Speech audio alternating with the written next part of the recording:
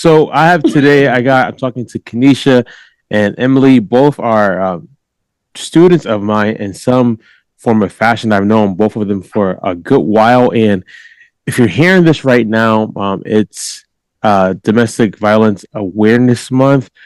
However, I want to shed light on that, but also shed light on what happens after that could be a positive, right? I always like to say just because trauma happens doesn't mean we want to stay in trauma, and we never want to use that as a badge of honor, right? We want to use it as, hey, I can now do this for my kids or my peers or something like that. So we're gonna hear from these ladies. I'm gonna ask them questions that they have no idea about. So I'll start off with Emily.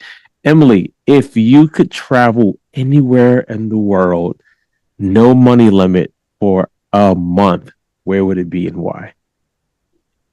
I would travel anywhere with a beautiful beach just for solitude and to just be one with nature and just to get away from everybody and just in any the world specific and build. any specific beach? Um, well, I'm going to Puerto Rico next month, so I'll let you know. I'll get back to it. There Nice. are beautiful beaches in Puerto Rico that I would definitely would love to just seclude myself in one of those beaches.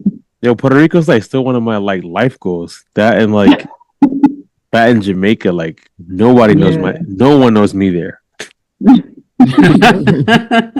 Kanisha, if you could live anywhere in the world for a year, rent free, work free, where would it be?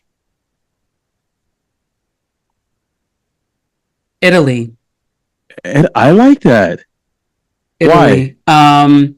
I just think like if you look at Italy, it's such a beautiful place. Like the landscape is so beautiful. And I feel like if I was set up shop in like some little villa or something like that, and I could look outside and it looks all beautiful and stuff, I feel like I would be so peaceful working and feel like from what I've seen, like everybody's so nice and I love food.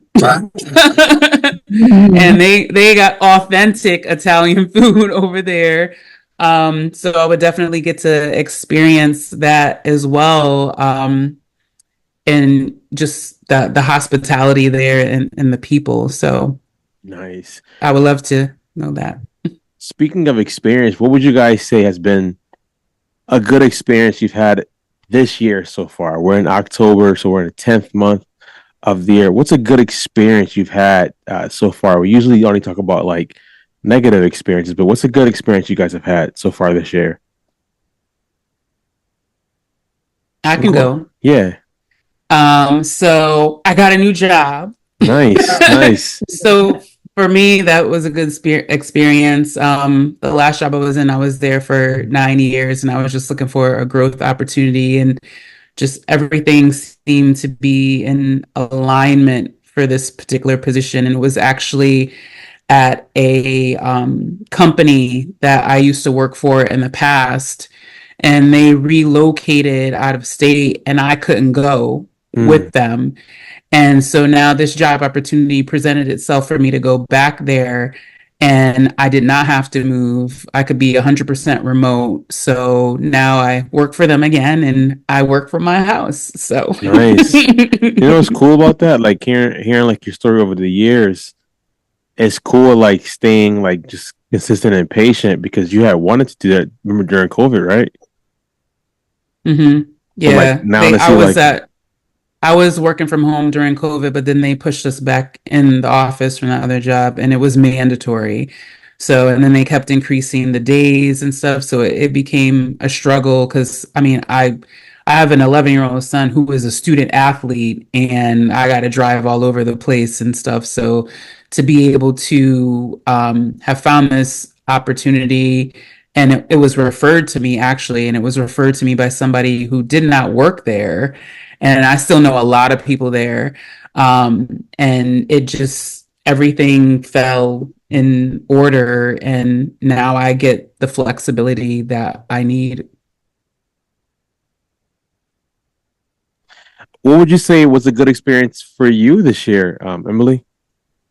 So a good experience for me this year was I have lived in New Britain for as long as I can remember, and I finally moved out into a nicer town with a better school system for my son, and that just was just very refreshing to just get out of what I've always been comfortable with. Nice, nice, nice. Mhm. So what brings you guys to the show to shed light on a story, experience, and how have you built the strength to do that? So the simple question would be, what brings you on the show to share about domestic violence? We'll go, Kanisha. So for me, I just feel like wanting to share my story is something that I kind of battled with for a while. But when I took a step back and looked at it, it's the same as anything else. Like, if somebody is still battling with something and they feel like they're alone, they don't necessarily, they're like, how can I get through this? How can I overcome this? So if you're somebody who's gone through something and you've overcome it and you come out on the other side as a survivor and you're kind of thriving in life, that those people need to hear about that and hear that it is possible. So I feel like if you have a testimony, you should share it so that you can help somebody else get through something that they could still be struggling with. When you say some people, say hi to Aaliyah. When you say some people, what do you mean some people need to hear your testimony? Is that people who may have suffered the same thing, or is it just people in general? I think first and foremost, probably people who are still going through the same thing, because sometimes there's fear that's like wrapped around it. Like, I'm not going to leave because I'm afraid what's going to happen. Like, if I leave, or I don't want to tell anybody because I'm afraid what's going to happen. Mhm. And I just think that those people should know that, like, even though you're afraid, that your story still matters and you need to share it, because staying in the situation is a lot worse than coming out of it. And once you're out of it, there's still life on the other side of that. Okay. And what about you? I definitely agree.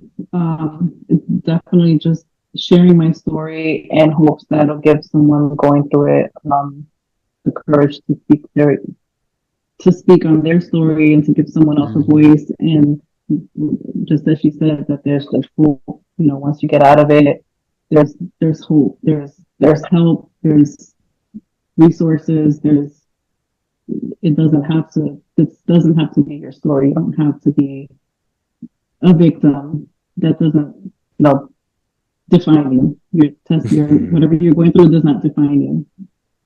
Do you guys find, like, we hear stories like back in the day that how could you let that happen or something like that?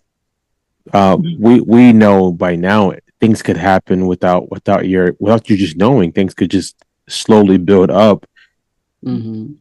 How did you come to a place where you wanted to exit out of this situation, whatever it was? I think for me in my situation, everything was just very behind closed doors. No one knew anything was going on. And then just one day, just a really physical situation happened, not in front of my children. But when I went inside, I didn't realize the physical part was just out there for display. And when my daughter saw me like that, that was for me a wake up call that I needed to get out, because there was no way I was going to continue as a mom trying to teach my daughter as best as I can, how men should treat you. And for me to stay in a situation like that after witnessing, the aftermath, that was just non-negotiable for me. I knew in that moment I had to go and do something. Would you say as a mom that moms have to have that switch come on for them to actually leave, or is it a way? Do you think there's a way for them to leave before that switch is turned on? Maybe it varies by situations because maybe sometimes it's hard and you literally can't leave because of whatever's going on. But for me, it was that switch. And then also, I have a child with the person. So that was a huge reason why I stayed. So it was just like a rock and a hard place. But once that switch came on and my daughter saw me and her reaction, I just knew. I said, I can't do this anymore. What about you, Kanisha? So for me, it was very similar. I tell people that a lot of times when we think about domestic violence, that we only think about the physical aspect, but it's really any type of abuse within the relationship, whether you're married or not. So it could be emotional, mental, like psychological, as well as physical, sexual, like all of those things. And for me, it kind of was like creeping up, like it started emotional, like, mental type things, like with words and things like that. And you kind of don't think anything of it. And you're like, you're just kind of going back and forth. And then it slowly started to escalate. And to her point, there was one day the switch went off because when he put his hands on me, my son did see it and was in the house, but I did not know at the time that it was happening. Like I knew he was in the house, but I didn't know that he was in the room. And it was like he was outside the room looking into where we were. But it was like there was a conversation going back and forth, and I was married to this person. So that's a whole nother layer of thing. Like you're like, I don't get married to get divorced, and you're trying to like, figure out like all this stuff to kind of make stuff work, and you have a child and all that. But you also don't want that child to be in some type of toxic environment or see this type of behavior happening, especially for me, for a boy. Like, I don't want you to think that, oh, your dad did this, so it's okay if you did that to somebody like later on. So there was just one day where something snapped because I got hit in the face and I was caught very much off guard. And when it happened, it was like I felt like my life flashed before my eyes. And I just turned and I immediately picked up the phone and called the police. And I was like, no, because I was like, there were so many different thoughts going in my head. Like, if I stay here, does it now go to the next level and I don't get up next time? Or does it become, now I'm going to fight you and my son has both of his parents in jail? Like, we're not doing either one of those scenarios. So I had to, make a decision at that point, and I called the police. And it's definitely hard, but like I said, it escalated. But I also believe that there may have been some signs before that happened. And sometimes, even though we're like, why is this happening to me? I almost feel like if it didn't escalate to that, would I have left otherwise? What do you feel were the signs that maybe you didn't see or you didn't pay attention to like prior? I wouldn't say didn't see. I think more or less didn't pay attention to, or sometimes we try to make red flags white and think that we can help them. Oh yeah. So there was like trying to get like counseling involved and things like that. And there was other types of behavior going on. And like I said, prior to the physical, there was all this emotional and mental, and you can even say financial to some degree abuse that was going on. And I had talked to an attorney the year prior just to have a conversation, and I didn't proceed with anything. And probably 2 months before the first time he put his hands on me, I got a call from my attorney, and she like to me, it was out of the blue because I hadn't talked to her since December, and this is now June. And she was just like, so I know we had a conversation. I haven't seen anything being filed with the court or anything like that. So I was just checking in on you to see if everything's okay or whatever. And I told her like we were trying to work through some stuff and I wasn't exactly like ready yet. And, that I would keep in touch with her and all of that. And when I looked back on the situation, I was like, if I had talked to her in June, would we have even gotten to August? Like, it was almost like, hi, you talked to me, you wanted to do something, and you were like, never mind, we're going to stay and do this. So I'm saying, hi, do you still want to do this or not? And I'm like, no, I'm good or whatever. And stayed, and it hadn't escalated to that extreme yet. There was no like hit in the face or anything yet. So I look back and I'm like, was that like sign number one? And then the first push, the second hit, the like, like all of that, kind of going to work and acting like everything is fine and not telling family or anything like that about anything that's going on, like to Emily's point, like behind closed door stuff, and just trying to push through regardless.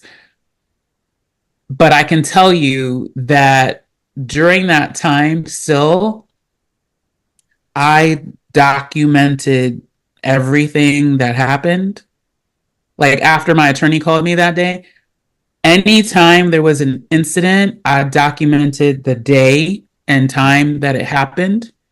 So when it finally got to that last straw, like at the end, when the police were like, has this ever happened before? I just handed them the journal. That's really smart. What was that feeling to have to hand over a journal of incidents to the police? What was that like? Well, so before the police, when I was doing the journal, I initially, a little bit of fear came in because he had found it. And he was like, I saw you wrote all this stuff down. And now I'm like, I might lose my life now. I don't know what's going to happen now. Like, like when he just said, like, I saw that little, journal that you kept, and he kind of laughed about it. And to me, that's kind of frightening. Like initially, if you saw that stuff that I wrote and you're like laughing about it, like what's about to happen next? But he kind of laughed like it doesn't mean anything, or like you're not going to do anything. Like that's how he was laughing it off. And so I kept doing it. I moved the location, which I had it before, somewhere else where it couldn't be found. And like the day I handed it over, part of me was like, oh my God, this is crazy. But then the other part of me was like, I'm so glad I did this, because there basically was like a charge connected to each incident. Wow. So they put separate. So it was like I got like 3 different protective orders like sent to my house because they tagged one to each the 3 dates that were listed in there. And for me, it was also hard to hear, like when I handed that over and they were trying to ask me about like details for that current incident. My son was like, I saw it. And then he gave them like details, like picture for picture as to what happened. And that's how I knew he saw everything. Like he was like I saw mac and cheese fly in the air and all this stuff or whatever. And like the whole thing. And I feel like that was the part that was like the hardest for me to know that he like watched that play out. What are you guys as moms? How do you explain to your kid what has happened? So for me, as I mentioned before, this was all behind closed doors. There was actually recently, maybe 3 weeks ago, an incident that happened in front of EJ, and he unfortunately witnessed it, and it was hard. It was hard to talk to him about it, but it was also a blessing in disguise because his dad is just very inconsistent. So it was a blessing in disguise because I was able to just use that and just speak to him in ways that he understands based on what he saw that I needed to, keep him safe and make sure everything was safe. So it was very hard. It was very hard to speak to him about it. But in my situation, it was definitely a blessing in disguise. But that's one of the hardest things to do, to just have to.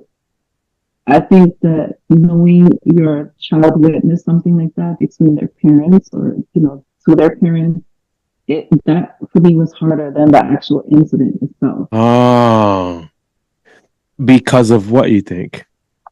Because, my child is a very happy child. He's very happy. He's very smart. But he was asking, I'm just going to be very honest about what happened. He was asking his dad, "Stop, you're hurting mommy," is what he came out. And the way his voice sounded, the tone of his voice, the concerned look on his face, that to me, like, I will never forget that because I've never heard him sound like that. I've never heard him concerned. Like, his job is to just be a kid, and I tell you all the time, through it's his world. I just live in it. I go with his flow, and That's all. I think it's all of us as parents. Yeah, right? So to see that switch like that, and he couldn't even put his seatbelt on in the car because he was visibly shaking. Like, that was, to me, the hardest part about everything. At that point, like, I didn't even care about my pain and what I went through. I was just focused on him, just because you don't know later on down the road what that's going to do to him.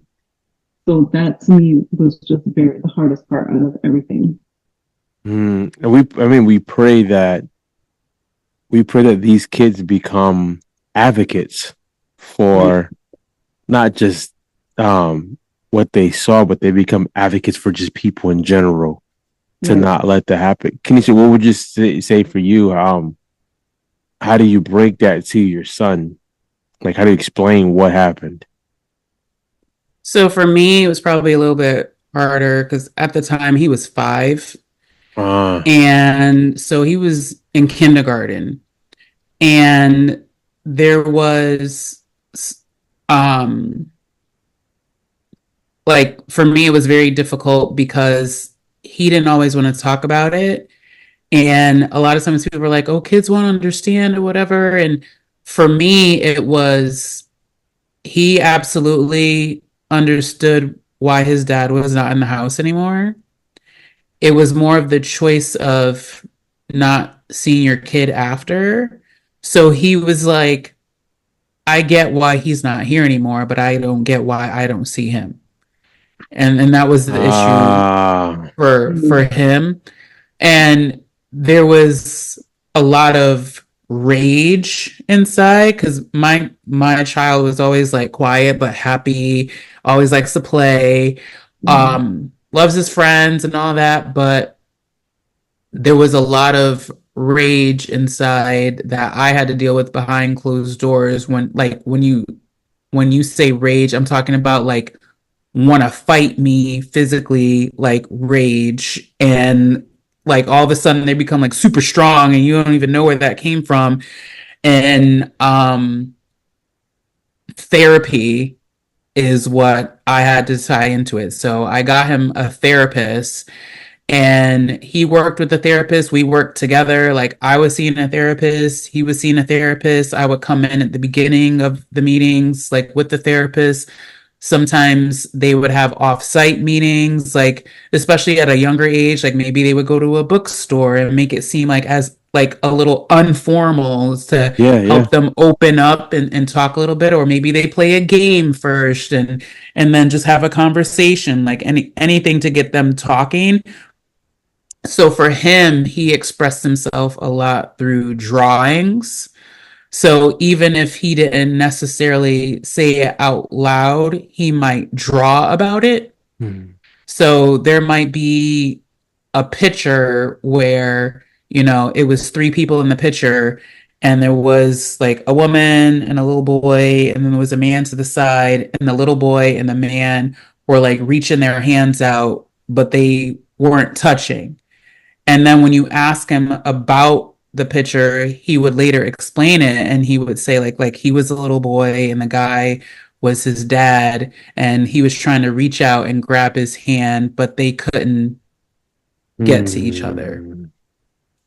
And a lot with colors as well. Like they would say that, he's using a lot of red and orange and black and stuff when he draws, which are like rage colors. And after he had went through therapy for a while, you could start to see like when he drew and he was coloring, there was like all the colors, like more blue and green and yellow and all that stuff, because his mood started to shift. And we started a whole thing like, if you don't want to talk about it, you can draw it. I had to communicate with his teachers so that they knew like if he was having a moment, like to give him a second in the corner, or give him a period where he can go and draw or write. He had a little journal in his bag. Like, if you don't want to talk about it, at least write about it. Like, Mhm. get it out of you in some like way, shape, or form. And then if you want to talk to me about it, we can. If you don't, or if you want me to read it, but you want me to read it later, like whatever you want to do with this, once you put it in there, like you just let me know. And he usually would let me read it, sometimes not with him around. But if he got upset, sometimes he would just be like, Mom, I need a minute. And like he would go to his room and take a minute. And then he'd be like, Mom, can I talk to you? And then we like have a conversation. So I just try to now still make sure like any lines of communication are like open and things like that. So if anything ever comes up or he wants to talk about anything, that he still knows that he can openly have those conversations. How do you guys now? You guys have both become committed to your own personal fitness journeys and things like that.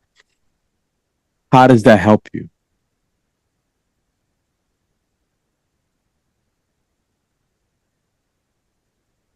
I can go.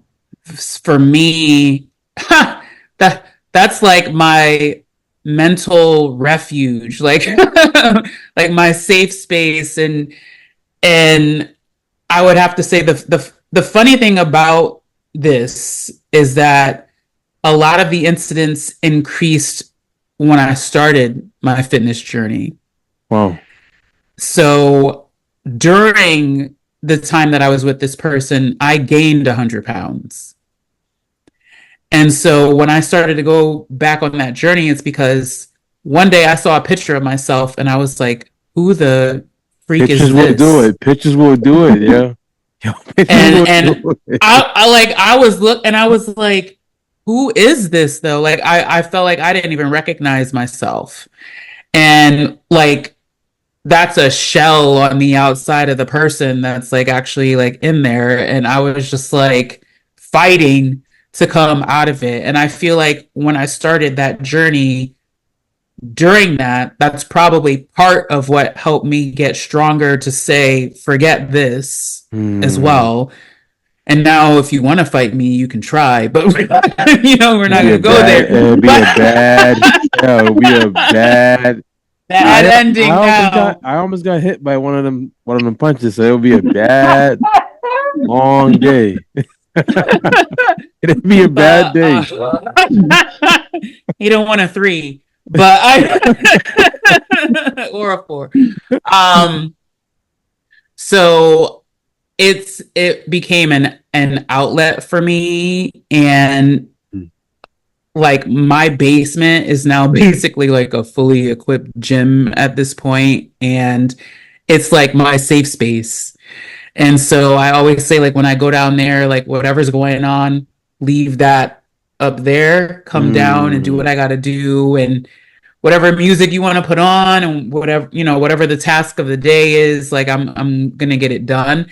But I just felt like with every lift or every punch or whatever, like I got some of my power back. Yeah, I like that. And I was just like, there's like I can't imagine not doing it at this point because it's so like ingrained in everything that I do every day. Like it just became something that, I tried to start off doing. Like I started with CrossFit, and I like when I first started that, I was like, there's no way I can do this.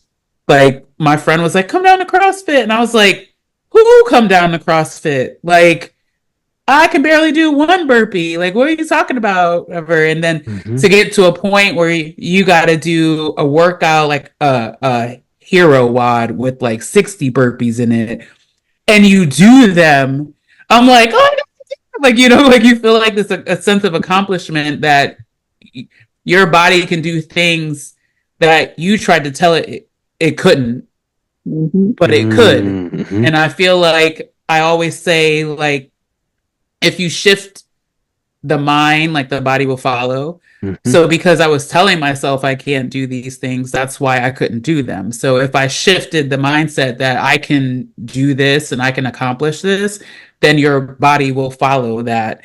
Because a lot of times we're thinking we're fatigued and we're tired, but our body's, really not that tired.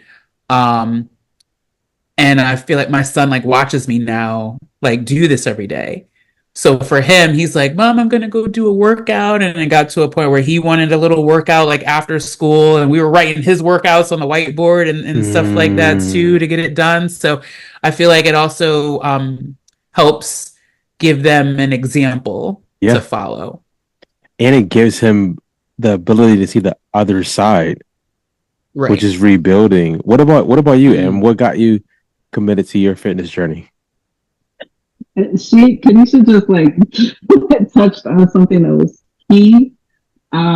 Looking at old pictures of myself and not even being able to recognize who that person was. That right there, and then just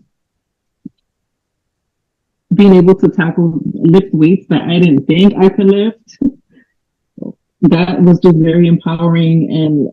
And same thing she said, the more I just kept on with it, the more you regain your power back. Mm. And just retraining your brain, kind of rewiring your brain, to I can't to I got this shit. I'm gonna lift that weight. I'm Yeah. not gonna drop it. Like Mhm. I got it, and the more you shift your thoughts and shift your mindset, that's a game changer right there. That's a huge game changer. And that basically, like, I can't imagine, like, I may take a little break from my workouts, but I jump right back in because it's just part of a routine. Mm. Mhm. Now, for anybody who listens to this wasn't a forced converse. Like it wasn't forced for them to come on the show. We were actually finishing a boxing workout, and they came on. Both of you guys smile a lot more. You guys are laughing a lot more. How did you come to a point where you weren't gonna let pain become your identity? Um, for me, it took a lot of therapy and a lot of, I mean, yeah, therapy helps, but you just have to put in that inner work, right? It took Mm-hmm. a lot of inner work, and I'm still working on myself. Since the situation happened, I've been in therapy going on 3 years now. And it's a constant work in progress, but you just have to kind of just like really, really, really tap in and do the inner work, because there's nothing cute about going through this healing journey. It's a lot of truths that you reveal about yourself, and Healing's it's not not cute, always, no, it's not linear either. not linear, At all. That part. So not. you just have to just tap into your truth and just tap into like everything and just take a good hard look at yourself. put in that work and just follow suit, because you're not gonna, once I did that, and through that, I also regained my power back, standing in my truth, just all of that. And now I'm able, like, I love the fact that I'm able to just like smile and be happy, genuinely happy. Yeah. It's a great feeling. It's a really great feeling. What about you?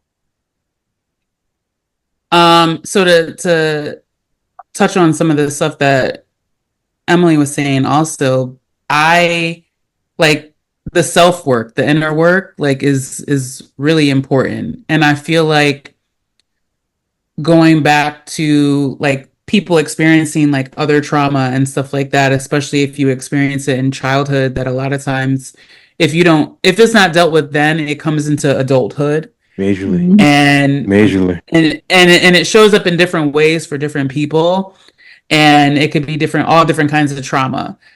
But the funny thing about it is, I remember I was having a conversation with my mom about this situation, and she kind of brought some stuff up about my dad.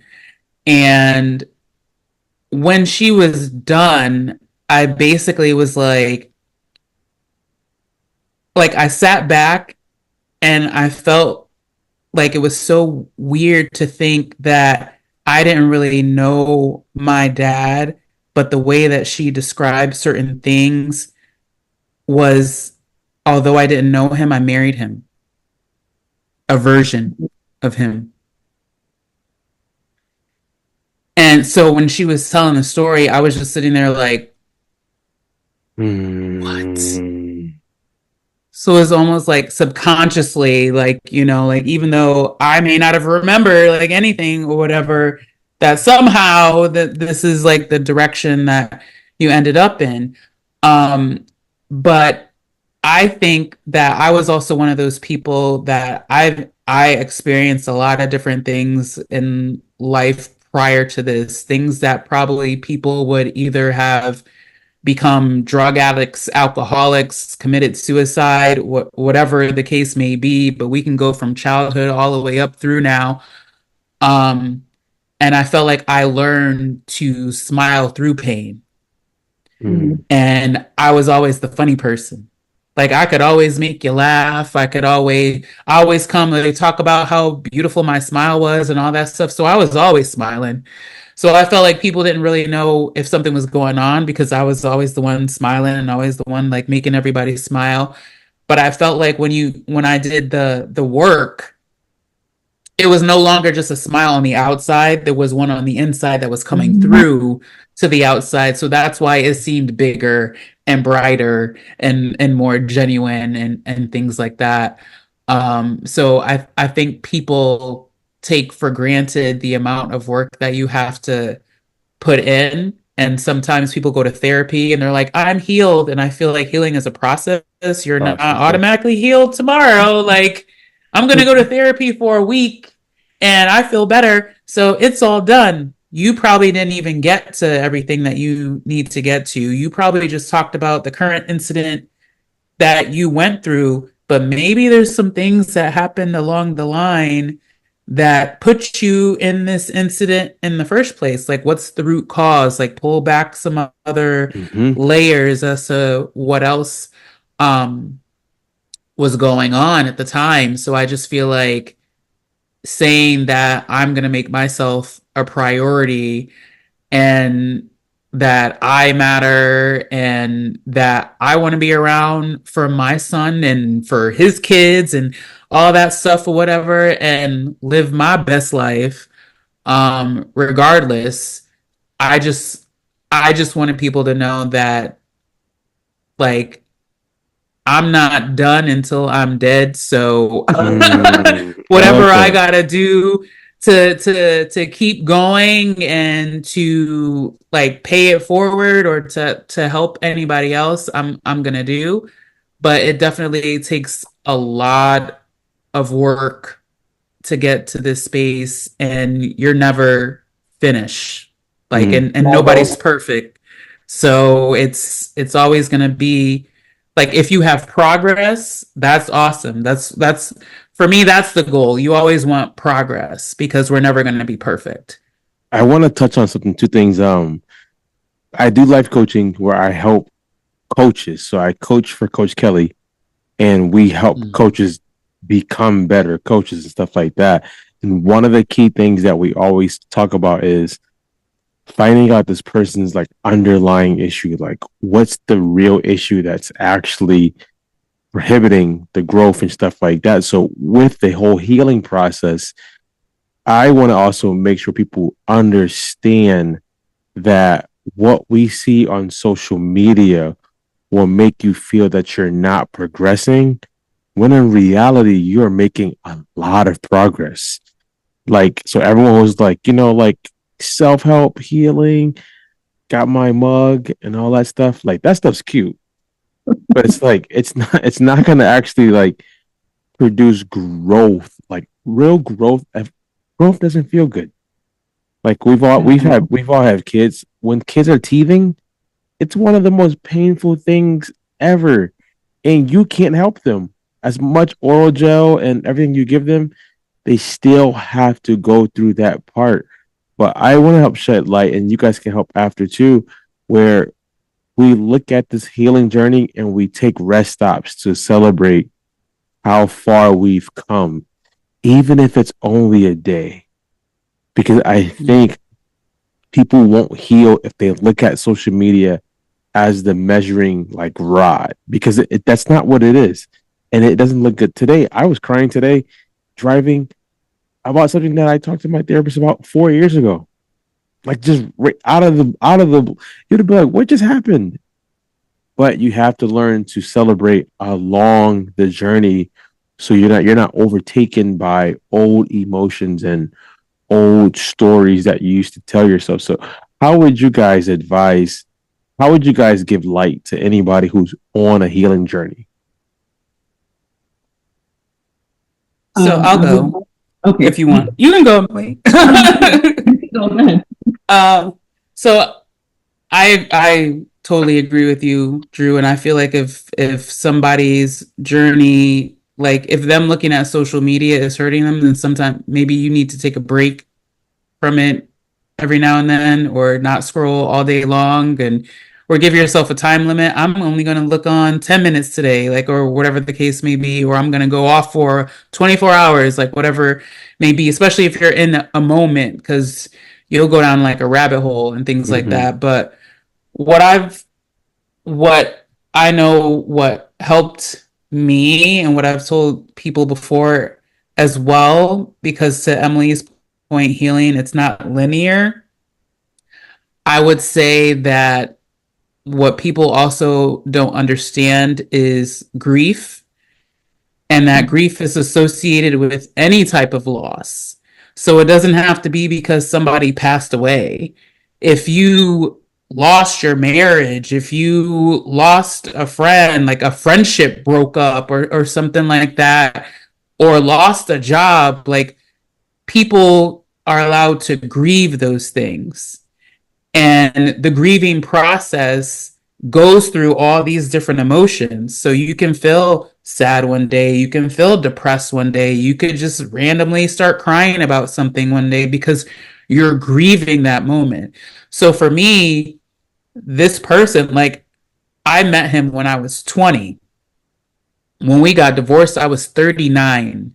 That was literally half of my Wow. entire life. Wow. So to break that up, that's a grieving process. So it's like somebody that was around for 50% of my entire life, especially like all my 20s, all my 30s almost, I now have to say, like, they're no longer there. So I might go through, and then now it's a divorce and you have a child involved. So I might go through all the patterns of grief, and that might be up and down. And there might be triggers that are associated with that you kind of have to also become self-aware of and show yourself grace a lot of times because you're still grieving. Like, there are people who have lost their parents and years could go by And that doesn't mean like they don't miss them anymore or they Yeah. don't grieve them anymore. They could be fine going through life a couple of days and all of a sudden might start crying like, oh my God, I missed my mom today. And the same thing can happen in any kind of situation where there's like a loss of someone. You could one day be in the car and think about a moment and then start, crying about that because you're feeling those emotions all over again. Like, and to the point with like triggers and stuff like that. There was a moment the other day where, for those of you who know that Ashanti song, Rain on Me, I've heard that song so many times in my life and I didn't think anything of it. Like, it's just a song or whatever.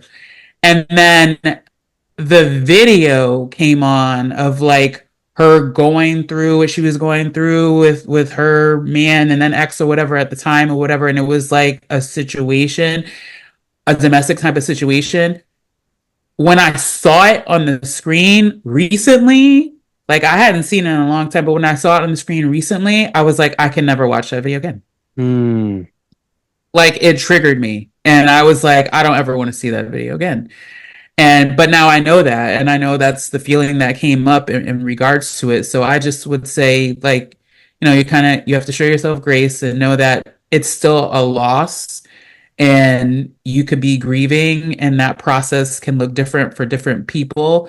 And as long as you don't stay in one emotion too long, like you will get to the other side. Love it. Love it. What about you, Em? Can you repeat the question? So, what would be, how would you shed light on another female or male that Okay. that is in this healing journey? Okay. So, definitely I'm gonna repeat this again because it's key. Healing is not linear. Mm-hmm. It's so funny to me when I hear people say, "Oh, like he said, he kept the little cups. I'm healed. Therapy for a week. I'm going on 3 years, still in therapy, still learning about myself. So it's a process. It's a process, a like very long process. Um, just be very kind to yourself. Give yourself a lot of grace. Really, really put in the work because that's the only way you're going to just get to the other side. Mm. Something that, so when I first got involved with therapy, I wasn't happy with my first therapist. I just felt like I was not connecting with the therapist. And I went therapist shopping, like hopping for a while until I found someone I was able to connect with. Don't be afraid to ditch your therapist and find another one because that's important too. You have to Mm-hmm. be comfortable with your therapist. Um, it's just don't compare yourself to anyone else on social media, like you said, because you don't know how far along in their journey they are in, and they're sharing their story, and rainbows and unicorns and peace signs and zen, and you don't know like how far into their journey they are in. Just take it day by day. Give yourself a lot of grace and be very kind to yourself. That's like the main takeaway because when you're going through the situation that you're going through in regards to domestic violence, you know, I know I beat myself up a lot because I was one of them females where I just never thought that's never gonna happen to me. I could never. And then it happened to me. And then I beat myself up a lot over it. Um, so just know that in the moment you're going through, you're surviving in a way that the only way you know how to, and you just kind of have to be kind to yourself and not beat yourself up over that. Be kind to yourself. You were surviving and you did what you had to do. You know better, you do better, and you just keep working and moving forward and just keep working on yourself. Go through your emotions, feel your emotions, don't sit in them too long. I think the beautiful thing now, I feel like I'm at a point in therapy, in my healing journey where I used to let my emotions get the best of me and I would react on my emotions. And now, like, I love when things happen now because I love that now I can just sit down and just like break everything apart and just figure out like what's what. Now I understand why people react, do the things that they do. And in turn, that helps me just keep my cool and just react appropriately, as opposed to, you let your fight or flight take over. And it's not healthy to stay in that fight or flight all the time. The numbers to your body physically, it's not good. So just get the help that you need. There's a lot of resources out there. There's a lot of help. If you're afraid to ask for help, ask somebody else, ask a close friend, and just get the help. Get the help, and the main takeaway is just don't compare your journey to anyone else's, because everybody's story is different and everybody is on a different level of their journey than you are. I love it. I think something that my therapist told me, I was in a session and I was like, she was like, I'm so proud of you. My therapist always tells me two things, right? She always tells me, Drew, make sure you be good to yourself. And she always tells me, which breaks me into pieces, I'm proud of you. And that's something that I never really heard ever. So we were finishing the session and I was laughing and I was like, yo, I don't know how you dealt with me when I first started because I just felt like I was a mess. I was a mess. And the look she gave me, she stopped me. She said, you were never a mess. That message to people, you're not a mess because something has happened to you.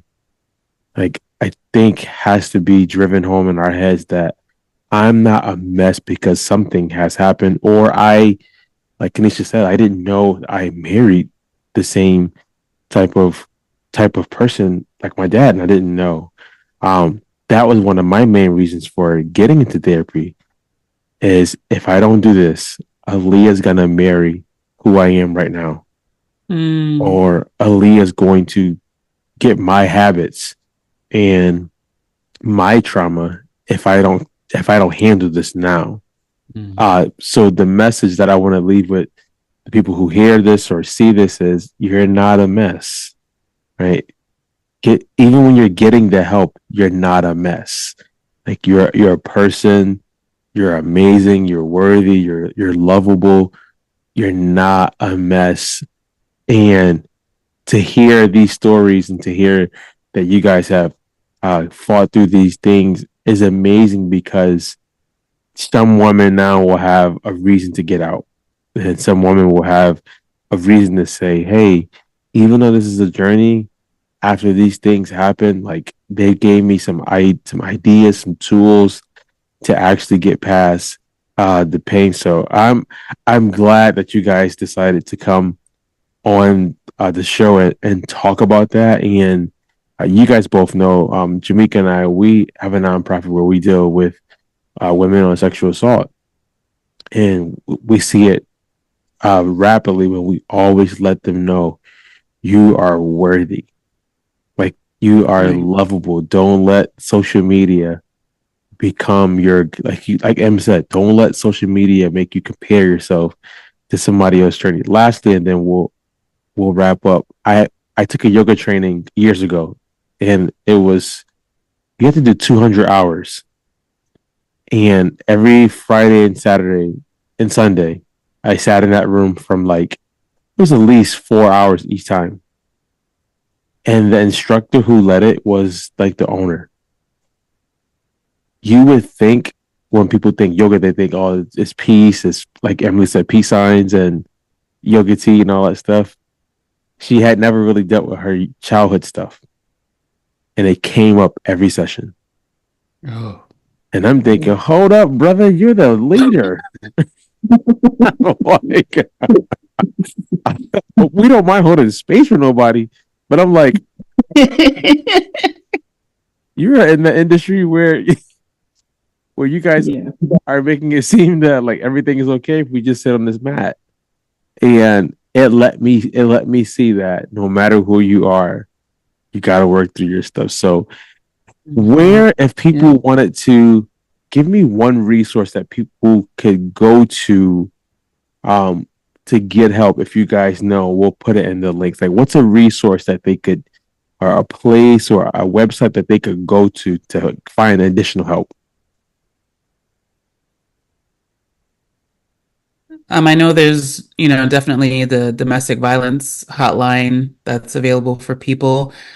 Um, I would just, it's so funny because I was actually just looking at this the other day when I was having a conversation with someone about this, and it made me a little sad because they said that they've been experiencing high wait times.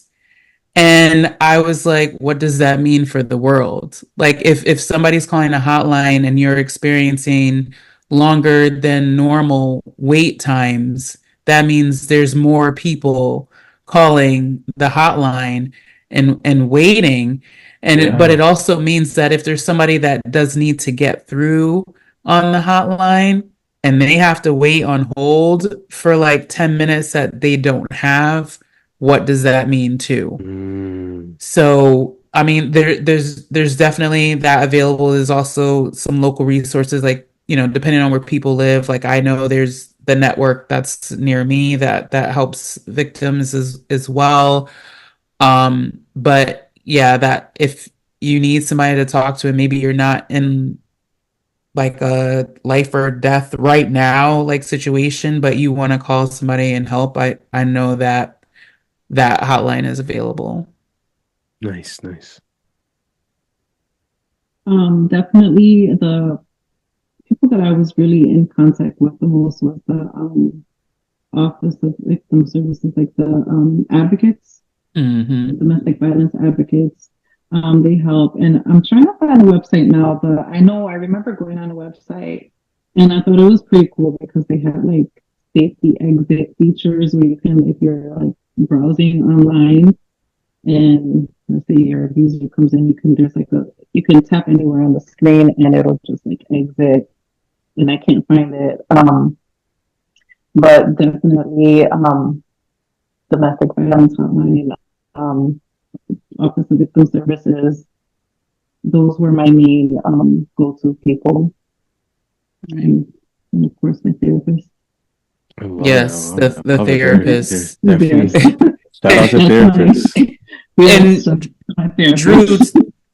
Drew, to your point, I know you brought up like your nonprofit and stuff like that that helps deal with women with like sexual assault. So I just want to plug that in here as well, that a lot of times we think that if we're in a relationship or we're in a marriage that you can't be a victim of sexual assault, but you very well can be.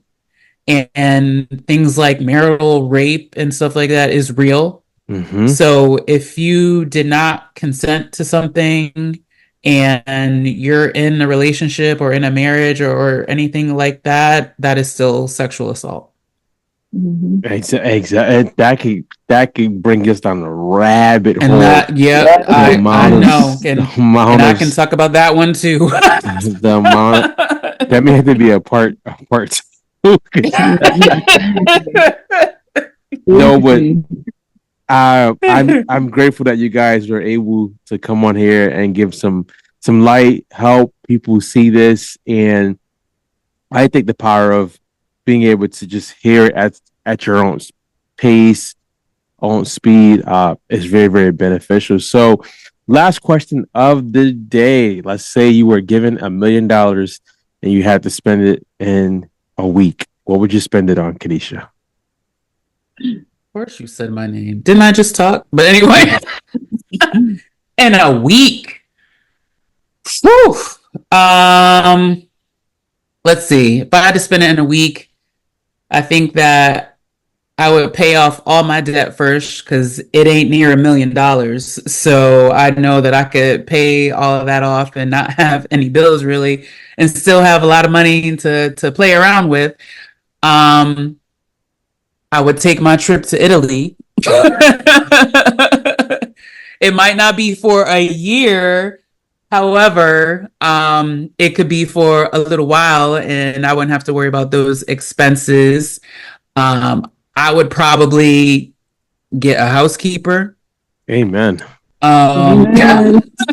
So I don't have to do any of the stuff up in here, and I could take a chunk of it and save it and probably have her salary for a few years and not have to worry about that. And I would invest some money because that's always a great thing to do for the future, because if you have future goals that you want to do or things you want to do within your business and grow it that way, to be able to have some of that money still working on the side and growing is a huge thing, because you never know where the road might lead you in the future. And then I would give to some charitable foundations that mean something to me. And I would also keep some money aside for my son and his future. And this boy talking about he want to go to a prep school for high school, and that costs like college money. So we have to save that as well.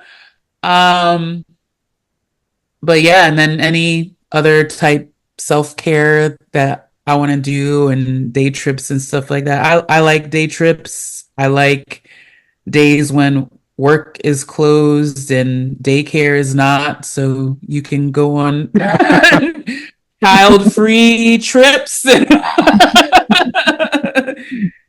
experience that, because I don't have a lot of family like around here.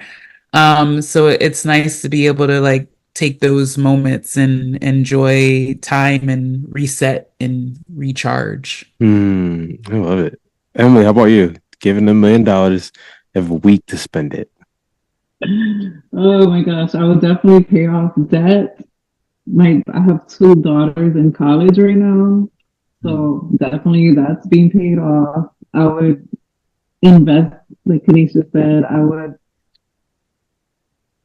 start a business that involved my children so that their finances can grow. Take a nice vacation. Yeah, yeah. Treat myself, treat my kids, do all the things that would take me forever to do if I didn't have $1 million in a week. Treat yourself. Treat yourself. No, seriously. Yeah. Yourself. Treat yourself. Treat yourself. Well, guys, I'll see you when I see you. Everybody else who's listening to the podcast, I do have a plug. Something that we are rolling out. It'll probably be out by the time mid-November happens. We are forming real life Bible studies where we talk about real life issues and we use God's word to help us heal inwardly. And those are going to be pretty cool because they're going to be where you can come on live on Zoom or you can listen to the recording. But there's also going to be now a portion where you can do the study at your own pace. So a way for anybody who wants to learn about the word of God, who wants to grow in it, who I would even open it to an atheist. I'm not opposed to anybody who wants to learn, grow, inspect. So that will be in the link. That should be rolling out November or mid-November. Emily and Kanisha, I'll see you. Thanks for coming on the show. Hi, thank you for having us. Thank you. Later, guys.